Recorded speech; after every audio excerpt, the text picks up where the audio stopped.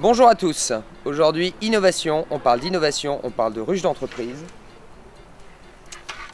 Je vous présente Azem. Azem, tu fais quoi? Moi je dirige un studio de jeux vidéo et on fait des jeux console et PC. Très bien. Et toi Marcel, hein, qu'est-ce que tu fais?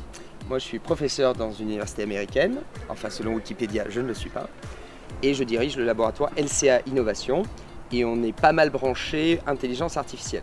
Alors toi, tu utilises pas mal avec la réalité augmentée également, réalité virtuelle? Tout à fait, oui. L'intelligence artificielle aujourd'hui permet de concilier plusieurs domaines existants, comme le jeu vidéo, comme ce que je fais et comme ce que tu fais aussi.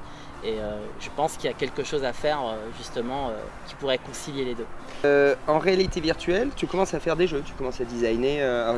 Il va y avoir Shine S2 bientôt? Alors non, il n'y aura pas Shine S2 bientôt, mais par contre, ça ne nous a pas empêché d'entrer dans nos décors en fait. Donc c'était assez hallucinant de voir le degré de réalisme qu'il pouvait y avoir en fait avec un casque.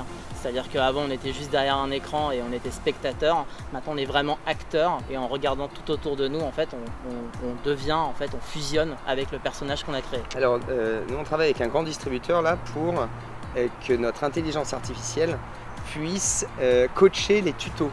On va organiser, tu vois, des petits tutos de démo. Alors par exemple ce sera Samsung.